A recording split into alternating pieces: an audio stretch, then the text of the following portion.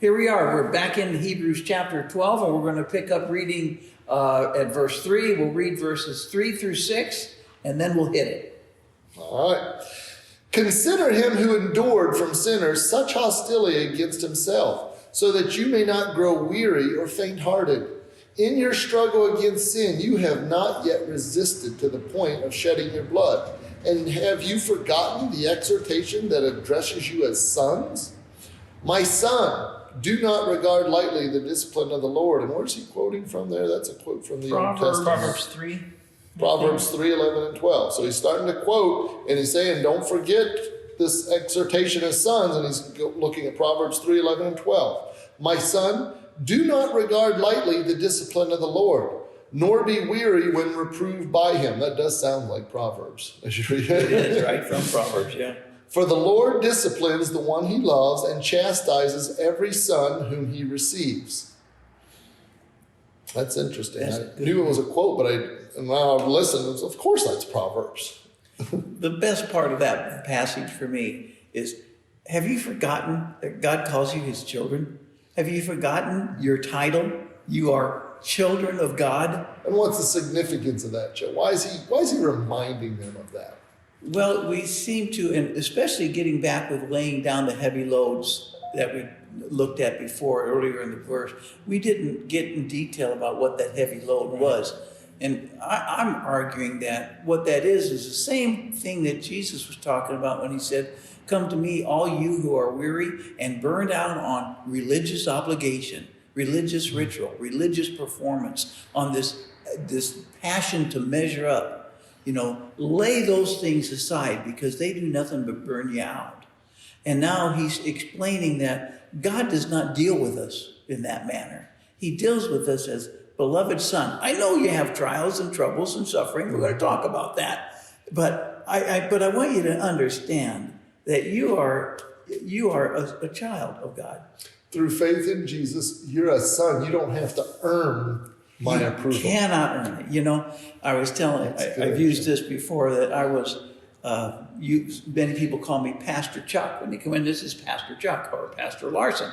My denominational authority writes me letters and they say, Reverend Larson, and every once in a while another pastor will call me Reverend Larson. I do not like that term, but they use Reverend Larson because my wife might hear that and then the truth would come out. My students at Grace called me Dr. Larson based upon a degree that I had earned. All of those things are things, just pieces of paper hanging on our wall that are only good for the moment. They don't mean a thing. But God calls us his son. And you know what? There's no degree, no title, no nothing that you can do to earn or deserve it. See, all of those other titles have to be earned or deserved in one way or another according to somebody. But this, our relationship with God, is not on our performance. It's solely by our faith in God. For by grace are you saved through faith, and that not of yourselves. It is the gift of God, not of anything we do, not of works, lest we should boast about it. I've been ordained. I'm a pastor. You can vote. I have a from Dallas. degree from Dallas. I have it really good. And you know the Greek. And so how Greek are you with you? Yes, I'm so good. So you can both, if there's, and this is what we've argued from the beginning, if there is any part of your performance and behavior that contributes to your salvation, that becomes the focus, and that becomes our pride. But if it's all of grace, if it's all based on what he's done for us, who gets the glory? Who gets all the glory? Kind of going back to verse 2, looking to Jesus. Looking to Jesus. Again, we go back to that. Looking to Jesus, the author and finisher. The Alpha and the Omega? That just struck me, the finisher. I don't have to do more to secure my right standing with God because I'm his son. That's pretty profound for me right now, just realizing that he finished it. The author and finisher of my faith. There's no more, I don't need another degree. I don't need another good work to measure up. Christ is that he finished it all. That's right. I just look to him. He's finished it all, and I'm forgiven. Hallelujah. I'm God's son. I'm the son of the King. The King. the King of Kings, the one who owns it all, is my dad. And he even tells me, call me dad, because you are my child. That's good news. We can close now. That's all we need. Well, speaking of dad, it gets into this very, and we should probably keep going in 7. Before we get there, I think it's important to focus in. This is a fascinating phrase here. I mean, this verse tells us that, hey, I'm giving you the secret on how you not grow weary or faint-hearted. That's the whole, verse 3. Consider him who endured from sinners such hostility against himself, so that you may not grow weary or faint-hearted. And that's, hey, we ought to perk our ears up. Because I do for anybody weary. that grows weary or faint-hearted or might think that's coming, who's facing a long ordeal, maybe even just uncertainty, what my next coming weeks are going to look like, I most likely will grow weary and faint-hearted. I need to ask myself, what does the author just said here about Christ that's supposed to keep me from growing weary and I was just going to ask you that. Yeah. I mean, Okay. what is it about Jesus and that what he's just talked about that keeps us from growing weary? Well, there's two different ways of looking at it. Don't we always find a way to make these two competing You sure there's not 3 ways? You need interpretations? to take one. Go. Right. Go. Well, I think it might be natural to assume, wow, look at how much Christ suffered. And when he goes into verse 4, in your struggle against sin, you have not yet resisted to the point of shedding your blood. And it's trying to compare how much Christ suffered to how much we might be suffering. And to say, boy, your suffering is so insignificant compared to all the hostility and all the suffering and the shame and the death on a cross that he suffered. And somehow that thought that my suffering is so minuscule compared to his is supposed to keep me from growing weary and faint-hearted.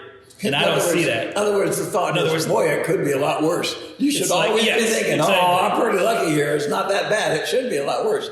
I find. Or what are you whining about? Your suffering is insignificant compared to what Christ had. Yeah. And that's supposed to keep you from being weary and faint-hearted. It doesn't seem That doesn't Yeah, it doesn't Right. do it for me. I don't like that view. correct. Now, the other thought, again, going back to verse 2, Christ, looking to Jesus, the founder and perfecter of our faith, who, for the joy that was set before him, endured the cross, despising the shame. Jumping down to verse 3, he endured from sinners hostility against himself. Why? For the joy set before him. And his struggle against his sin, did he struggle to the point of shedding blood? Yes. He shed all his blood. Why? For the joy that was set before him. If we realize how much hostility and suffering and shame and agony that he endured for the joy that was set before him, how great must that joy be? How powerful, how glorious must that future joy be if Christ would endure all that cross and shame and hostility and even worth shedding every last drop of his blood? And how great must that joy be? And my suffering is so little, my joy is going to be very little too. I mean, because if you're going to compare them that way, that's what the natural thing is. We don't suffer nearly like Jesus, so we won't have nearly the joy. But it's not my joy I want. It's not our joy that we enter into. The Yes. parable of the talent. Enter into the joy of your master. We are anticipating entering into the same joy that Christ considered so wonderful, so beautiful, so glorious that he would endure anything for. He would go through any trial. He would shed every last drop of blood because of the pure bliss of that joy. It was worth it.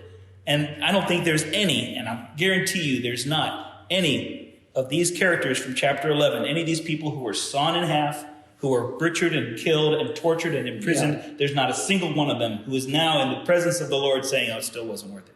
I guarantee you they're saying, it was totally worth it. This joy, this bliss, the presence of Christ right now, I would have gone through 10 beheadings. If I had 10 heads, it'd been worth cutting all of them off. Isn't that an amazing Isn't thought? that? Yes. This answers a lot of serious questions about suffering in the world for me. I mean, I think about the 6 million Jews in the Holocaust. Not one of them would say at the end it wasn't worth it. I think of the thousands of babies aborted every week, every year in our country. We think of all these terrible injustices and all of the suffering and all of the pain that everyone has to endure in this life. But the joy of Christ, because the suffering was the best, the worst, the most imaginable. The joy is the greatest, and no matter anything that we go through, we're going to share his joy. His joy is going to be the greatest for us. Now, if you have that right understanding of that joy, how great that joy is, would that keep you from growing weary or faint-hearted? Yeah, It seems to me I would be really motivated to endure all kinds of hardships if I could have a better understanding of how joyful that end, being there in the presence of Christ at the end is going to be worth it all.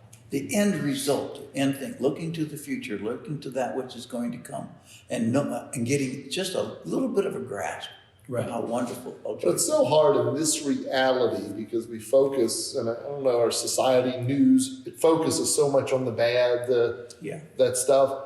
If we celebrate the things life, love, what love is, life itself, those great moments of internal satisfaction, if we could focus more on those and realize heaven's 100 times any of that true love that we experience in this life, how great it is, take that 100 times. Yeah. Wow. But we're just so in this world focused on. And going back to Hebrews, the great cloud of witnesses that watch us, and some of the commentators argue, and I've heard people tell me that they know that the loved ones who have passed away before them are watching them now, or observing them now.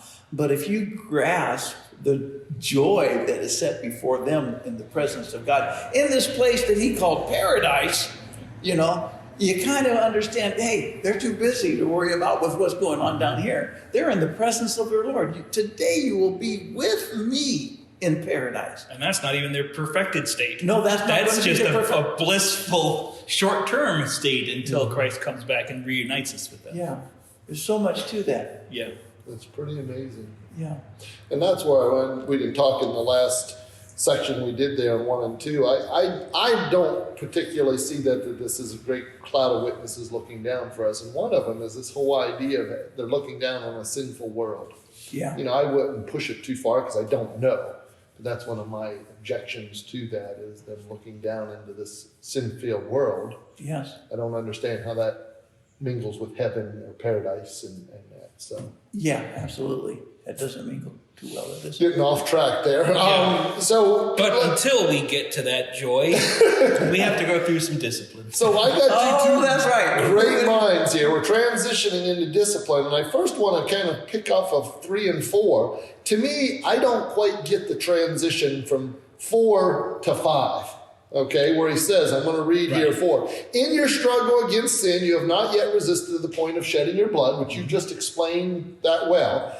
Then he starts another 6 verses here on discipline. And the first one, and have you forgotten the exhortation that addresses you as sons?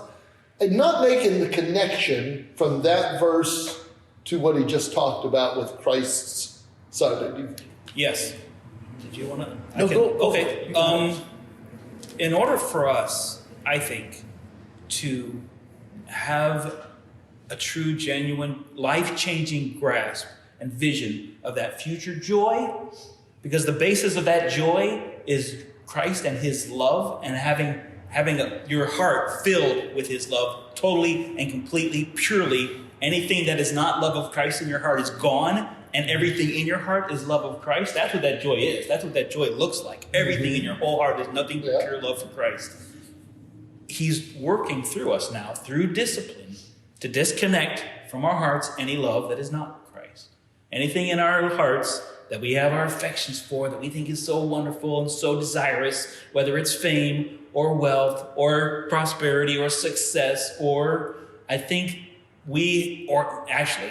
what it all comes down to, the bottom line, my personal opinion is that at the heart of every single person is a overwhelmingly powerful love of self. Yes. I have in my heart the number one love of all my affections, and everything I do, every time I choose what I'm going to eat, every time I choose what I'm going to wear, any decision I make, anything I ever do, it's all revolves around this little core of my heart that just loves me, and it's based on that, and that's going to kill me. That will kill me if that's not removed, if that's not corrected. And I can't I can't look at a future state as glorious and joyful as long as I'm at the center of my heart in any overpowering, overdriving way. You know, in fact, it's so powerful, I'm a slave to it. That's what I think it means when we're slaves to sin. That love of ourselves in our hearts is so powerful that we are practically enslaved to it. We are slaves in bondage to this overwhelming desire to always seek what's best for ourselves in all situations. Yeah, and that needs to be removed, and that's where discipline comes in. Jeremiah tells us the heart is desperately wicked and deceitful above all things. Who can know it? And the truth is, that's it. We all wrestle with self. And S. Lewis Johnson defines death. I think I've said this before. Death is to stop sinning suddenly. That's what death is. Bang! You're out of this body, because anytime, if we have blood in our veins and we have a beating heart and breath in our lungs, there is sin. We are still slaves to sin in some way, in one way or another. And unless So God, I discipline think, is necessary. through discipline, removes our affections from ourselves in all the different ways. And nobody's going to attain this totally in this life. It's impossible in this life That's to why have death is nothing necessary. but the love of Jesus totally and purely in every crevice of my heart. But isn't God wonderful? He's put an angel to guard the tree of life so that man in his sinful state would not be able to eat of that tree and live forever. Who wants to live forever in this state?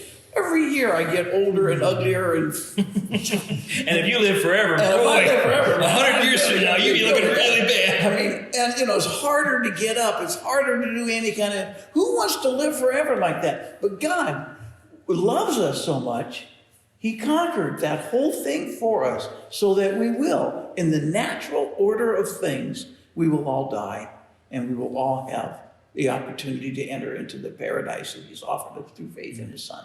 I mean, what a great gift death is if it's understood that way. Yeah.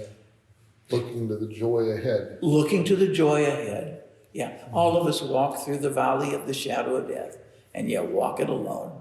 We all do. And there's no escape that. There's no running from it. And all your money won't another minute buy, as Kansas sings in their song. You know, there's nothing that you can do about that. And I think that the idea that all of the saints in chapter 11, another refrain is, by faith is the opening refrain. The other refrain is, they died. Each one of them, they died, they died, they died, they died. You go back to Genesis chapter 5, it lists all of these ancient people who were born and had so many children. They died, born, they died. They died, they died, they died, they died, over and over and over again. Listen, if there's anything I want you to understand is you're going to die. Well, I think going with what we just said, Chuck, they died not, the writer says it's not yet seeing Exactly. the deliverance of the Messiah, but trusting Yes. that God was faithful to do that. Yeah, and there's something beyond death. There's something a lot worse than death, and it seems a lot worse than death in this life, because there is life beyond death, and that is the promise. I just read another article that asked the question, did the Jews really believe in life after death? I think, what? How can you read these things and see these things in the passage and not understand that these people were looking for deliverance beyond Absolutely. their Well, life? the Sadducees didn't. Well, Somehow, by the time Jesus came around, there were a group of Jews that said it's all nonsense. How pathetic. They were the naturalists. They were the evolutionists. They were sad, you see. Yes, Very that's sad. a great Bible college teaching, right? Yeah. You get that. If you want to How many differentiate times have you heard that? They were sad, you see. between They didn't Pharisees believe. and Sadducees, the difference was they didn't believe in the resurrection. Yes. They were sad, you see. If you have no hope, Right. Let's try it again. Sad, you see. Okay. that's good. Go. All right, well, we got just a little bit more. I'm going to start reading this whole section 5 through 11 on discipline so we can put it in a little better context. Go. Okay? And have you forgotten the exhortation that addresses you as sons? My son, do not regard lightly the discipline of the Lord, nor be weary when reproved by him. For the Lord disciplines the one he loves, and chastises every son whom he receives. It is for discipline that you have to endure. God is treating you as sons. For what son is there whom the Father does not discipline? If you are left without discipline, in which all have participated, then you are illegitimate children and are not sons. Besides this, we have had earthly fathers who disciplined us, and we respected them. Shall we not much more be subject to the Father of spirits and live? For they disciplined us for a short time as it seemed best to them. But he disciplines us for our good, that we may share his holiness. For the moment, all discipline seems painful rather than pleasant, but later it yields the peaceful fruit of righteousness to those who have been trained by it. The peaceful fruit of righteousness. Most people look at discipline like that as being something, a correction for behavior you've done. You're disciplined. You need to be punished. Your punishment, that's what that is, punishment. But discipline is not always punishment. I mean, athletes train, they lift weights hard, strain, and exercise, not as a punishment, but as training to make them better in the future. So a lot of the things that come into our life are not because we've sinned or that we've done something bad. God is bringing to us, he is our personal trainer. God is our personal trainer. He brings us into life with these particular trials and tests in order that we will become better and that we will grow. And that's because he loves us. That's such an important point, Chuck. When I hear discipline, I automatically think punishment. Yes. And you're putting it in this light of God is using this to make us better. It's not a punishment in any way. It is a love that makes us better. That he makes us better. Not us, he does. That's powerful. James uses the Greek word peresmos, and he translates it two different ways. One is it's a temptation. Peresmos is a temptation. A temptation is God telling you you can't have something, but you have it presented to you in a way that you want it anyway. I want what I cannot have. God says, no, thou shalt not steal. Thou shalt not commit adultery. Thou shalt not. Those are things that you cannot have. And so those are temptations. But the same Greek word peresmos is translated as a test. Or trial. A trial, thank you. A trial, which is when you have something and God takes it away, or that you lose something. But it's the very same word. And the same word, a temptation, when God says no. A test, God says, takes away something that we already have. They have the same direction, the same emphasis in our lives. You can't trust God. He's trying to keep something good from you. Well, you see, he hates you. He's taking something away from you. Both of them bring about the same problem. I can trust God to know what's best for me, and when he tells me instruction, gives me ways to live, and I can trust God when something happens to me and comes out of my and is taken from me. And at the heart of both of those situations is self-love. I know what I want, and I want it. I want to have it, and it'll make me happy. Why can't I have it? Regardless, I know that's what I want. I know that's what I want. I know that's what'll make me happy. I'm convinced of it. Totally I know. persuaded. Everybody tells me that money isn't going to make you happy, but I'd like to learn by experience. Yeah, right. Learn that out by experience. Go ahead. But there's something I have that's so valuable and so important to my self-identity or my self-worth that if I were to lose this, it would be crippling. I would just not be able to recover. I would lose. It would just be too horrible. I'd not be able to go on living. Now remember, I think the whole point of discipline, I think, as I mentioned before, is to extract us from the center of our hearts and replace us with Christ. Ask yourself, what is the holiness that this passage is talking about? That the point of discipline is that we share in his holiness, and also that it would later yield peaceful fruit of righteousness. So what is that holiness and righteousness that the discipline is supposed to bring about? And because we were talking about how discipline is to extract from our hearts ourselves, as ourselves being the center of our affection, and put Jesus Christ in the center of affection.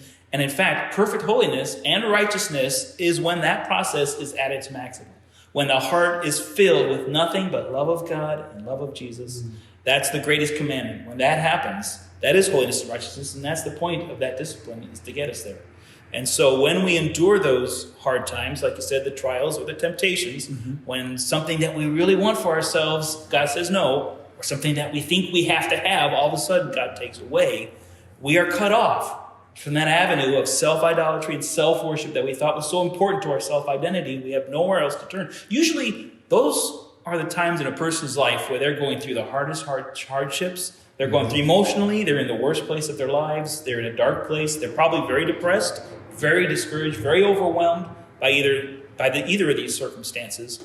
And they're at a point where they have nowhere to turn to fill that void that was just been removed from their hearts, except to God, except to Christ, and to receive that. I think it's important well to understand that it's a peaceful fruit of righteousness, and that any time we talk about having rest or peace in this life, that can only come when this process of discipline is successful. When it has successfully removed from our hearts something, we've come to say, God, okay, I let that go. Or, okay, I don't need that. I need you. And whenever that happens, there in that moment, in that whatever small level of scale that might be, some are bigger than others, I'm sure, that's when we experience a bit of rest. We realize that there is a fulfillment in our life that just comes from knowing Jesus and that alone. That there is just the fact that I know the Son of God, that He knows me, I know Him, that all of a sudden I have experience of peace and rest. Let me read that verse, because you're right. That for the moment, all discipline seems painful rather than pleasant.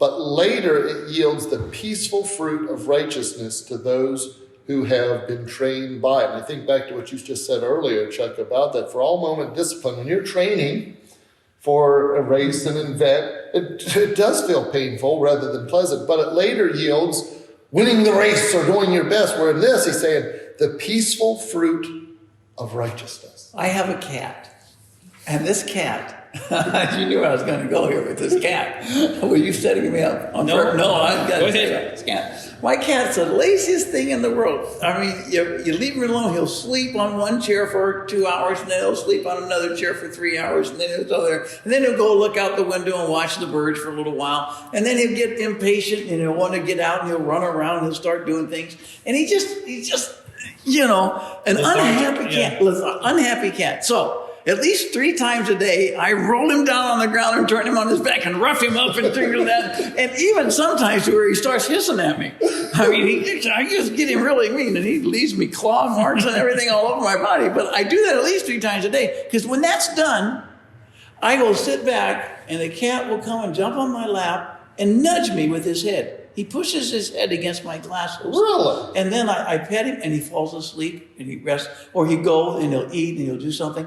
And he's peaceful with himself. And I did it the other morning, and he went to his box in between our chairs there finally, and laid down in that box and just looked up at us, so contented. And that's the peaceful fruit of righteousness. And what brought it was I had to rough him up and wrestle him down and tease him and get his blood moving in some way. So I'm not so sure that discipline in our lives is something like that. But of course, God doesn't treat us as pets. I think that's so important to remember. I love what you said about righteousness and discipline. God is removing our love of self to make us righteous, to give us a heart that is pure towards Him. And as we trust that He's in control when things are taken away, when things come into our life that we don't like, when we can trust Him for that, the peace of righteousness that passes all understanding, we're trained by it. And I like that, trained by it. I can learn to trust God. I can tell you, my walk with the Lord has been just that. I used to doubt God, and I did a lot more things that I thought was best. But as I've learned more about Scriptures, and I learned more about what a great God He is, I can trust what He says.